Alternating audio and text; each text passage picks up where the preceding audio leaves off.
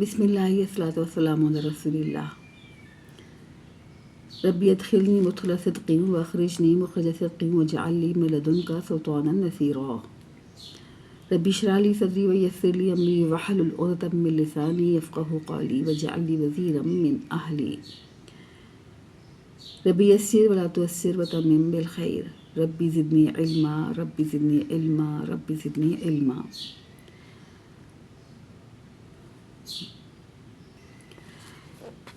ہم نے کورس کے آغاز میں یہ سیکھا تھا کہ کورس سیکھنے کے 6 مقاصد ہیں، اور وہ 6 مقاصد یہ تھے کہ 1. قرآن سمجھنا آسان ہو جائے. 2. نماز سمجھ میں آ جائے. 3. نماز مؤثر ہو جائے، یعنی اس میں خشوع و خضوع اور شوق پیدا ہو جائے. نمبر 4 تھا کہ قرآن کے ساتھ تعلق جڑ جائے ہمارا، اور زندگی میں قرآن لانے کا طریقہ سیکھیں. نمبر 5 کہ نیک اعمال کریں اور اعلیٰ اخلاق کی ترغیب دیں. اور نمبر 6 عربی بول چال تھی، جس میں ہمیں 100 جملے سیکھنا تھے.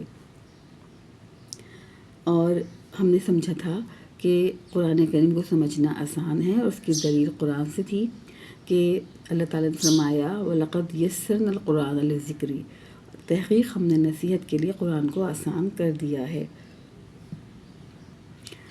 ہم نے یہ بھی دیکھا تھا، جیسے ہم نے اس کا کیا تھا العالمین کا، تو ہم نے کہا تھا کہ اس کا روٹ لیٹر ہے علامہ، یعنی اس کا مادہ جو ہے 3 الفاظ پر مشتمل ہے.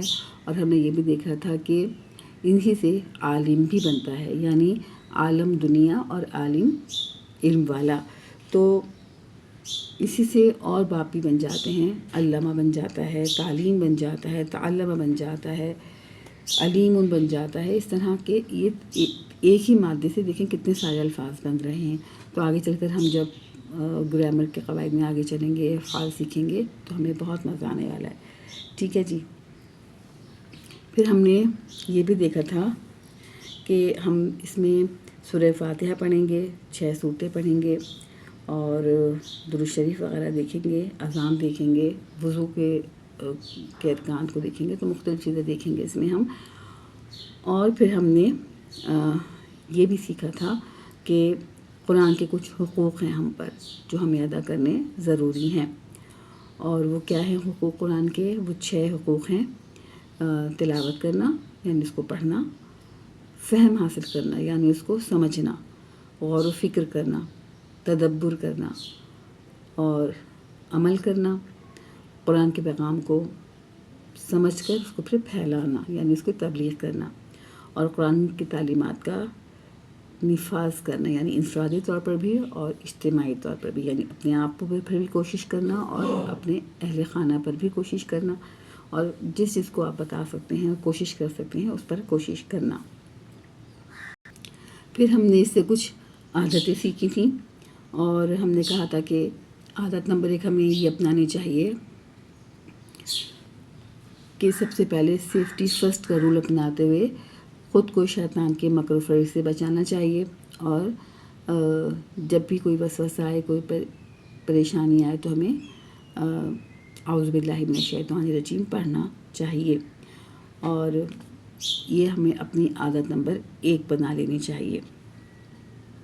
پھر ہم نے بسم اللہ پڑھی تھی، اور ہم نے بسم اللہ کے بارے میں بھی کہا تھا کہ ہمیں عادت بنانی چاہیے کہ ہر کام سے پہلے بسم اللہ پڑھیں، جیسے کھانا، پینا، سونا، پڑھنا، لکھنا وغیرہ. اور اپنے اندر اس کو اعتماد اور یقین رکھیں کہ اللہ تعالیٰ جو رحمان الرحیم ہے وہ آپ کے ساتھ ہے. پھر عادت نمبر 3، اور وہ یہ کہ اللہ کے بارے میں ہمیشہ اچھا گمان رکھیں، کیونکہ اللہ تعالیٰ آپ کی سوچ کے ساتھ کام کرتا ہے. بعض اوقات ہوتا ہے نا، ہم کہتے ہیں ارے ابھی ہم نے سوچا تھا یہ ہو گیا، تو آپ کی سوچ بھی کام کر رہی ہوتی ہے. تو اللہ سے ہمیشہ اچھا گمان رکھیں، اچھی پازیٹیو سوچ رکھیں کہ وہ آپ کے ساتھ ہے. اس نے ہمیں پیدا کیا ہے، اور اس نے ہمیں اعضاء دیے ہیں ہمیں کام کرنے کے لیے، ہماری اچھی صورت بنائی ہے، ہمیں اچھی انداز میں پیدا کیا ہے، ہمیں رشتہ دار دیے، ماں باپ دیے، دوست احباب دیے، ہمارے لیے تمام کائنات کو اس نے بنایا. تو ہمیں اس سے ہمیشہ اچھا گمان رکھنا چاہیے. کبھی زندگی میں پریشانی آئے تو پریشان نہیں ہونا چاہیے، بلکہ اس میں بھی اللہ تعالیٰ کی حکمت اور اس کی رحمتوں کو تصور کرنا چاہیے۔ پھر ہماری عادت نمبر 4 ہمیں یہ ڈالنی چاہیے کہ ہم ہر حال میں اللہ تعالیٰ کا شکر ادا کریں۔ اور عادت نمبر 5 کہ علم حاصل کرنے پر توجہ کریں، کائنات پر غور کریں تاکہ اللہ تعالیٰ کی ہمیں معرفت حاصل ہو۔ اور عادت نمبر 6 کہ دوسروں پر رحم کیجیے تاکہ اللہ تعالیٰ ہم پر رحم فرمائے۔ رسول کریم صلی اللہ علیہ وسلم نے فرمایا ہے من لا یرحم لا یرحم، جو رحم نہیں کرتا اس پر رحم نہیں کیا جاتا۔ تو اب تک جو ہم نے 2 لیسن پڑھے اس میں ہم نے تقریباً 6 عادات سیکھی۔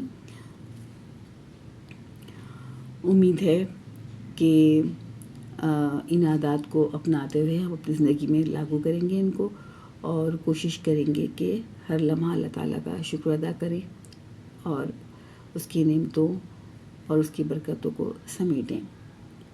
السلام علیکم۔ دعا پڑھ لیتے ہیں، اور وہ ہے کہ اللہ تعالیٰ سے دعا ہے کہ وہ ہمیں قرآن کو پڑھنے، سمجھنے، غور کرنے، یاد کرنے، عمل کرنے اور پھیلانے کی توفیق عطا فرمائے، آمین۔